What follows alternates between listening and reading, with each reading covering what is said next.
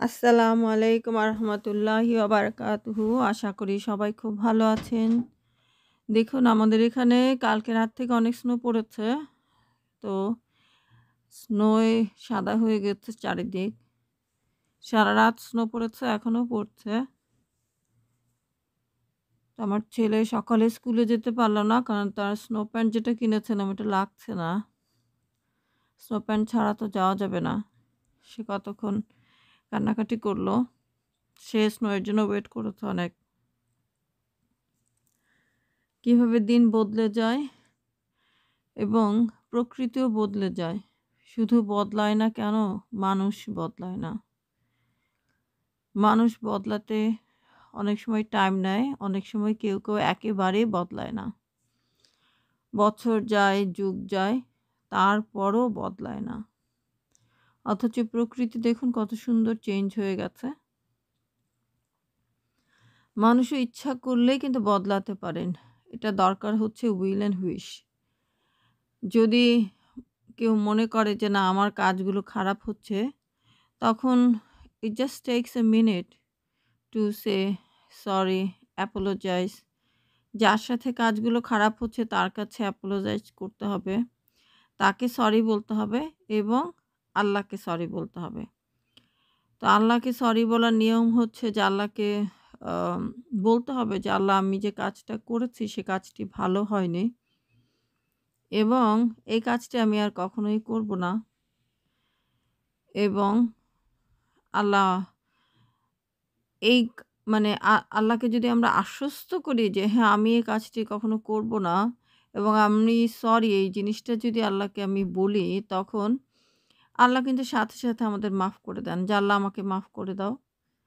এবং আল্লাহ একটা নাম হচ্ছে আত-তাওয়াব। আল্লাহ আমাদেরকে আমাদের তওবা কবুল করেন এবং মাফ করে দেন এবং আমরা যে অন্যায়গুলো করেছি সে অন্যায়গুলোকে রিওয়ার্ডে পরিণত করে দেন। আর কাউকে যদি আমি কারো সাথে যদি খারাপ ব্যবহার করে থাকি, তখন সেটা যদি আমি সেই ব্যক্তির কাছে গিয়ে না বলি, সেই ব্যক্তির কাছে যদি ক্ষমা না চাই, তাহলে সেই ব্যক্তি আমার গুড ডিড নিয়ে যাবেন। তো সেইজন্য সবচেয়ে ভালো হচ্ছে যেই ব্যক্তির সাথে সমস্যা, যেই ব্যক্তিকে খারাপ কথা বলা হলো, যেই ব্যক্তির রাইটস নষ্ট করা হলো, তার কাছে ক্ষমা চাওয়া এবং আল্লাহর কাছেও ক্ষমা চাওয়া। যে ক্ষমা চায় আসলে সে কিন্তু দুর্বল না, বরঞ্চ সে অত্যন্ত শক্তিশালী একজন পার্সন। তার এই নিজের ভিতর উপলব্ধিটা আছে যে আমি কাজটি ভালো করিনি। আর যে ক্ষমা চাইছে না, যে মনে করছে না ও that's okay, what I am doing that's okay, then সেই ব্যক্তি আসলে একজন দুর্বল মানুষ, যে তার নিজের ভুলগুলোকে অ্যাডমিট করতে পারছে না, অ্যাকসেপ্ট করতে পারছে না যে that person can make mistakes. অনেক সময় এগুলোকে আমরা মিস্টেক বলবো না, এগুলো হচ্ছে অন্যায়। ধরুন, আপনি যদি দিনের পর দিন একটি খারাপ কাজ করতে থাকেন, কারোর প্রতি জুলুম করতে থাকেন, তাহলে this is not a mistake, this is a sin. So এখন উপলব্ধি আসতে হবে। এখন যদি এমন হয় উপলব্ধি আসার আগেই আহ, ওই ব্যক্তিটি মারা যায়, তাহলে কিন্তু এই ব্যাপারটির ফয়সালা হবে ডে অফ জাজমেন্টে। তো সেই জন্য ডে অফ জাজমেন্টের জন্য ওয়েট করাটা বুদ্ধিমানের কাজ না। দুনিয়ায় আমাদের এখন টাইম আছে, এখনও আমরা শ্বাস নিচ্ছি, বেঁচে আছি আলহামদুলিল্লাহ।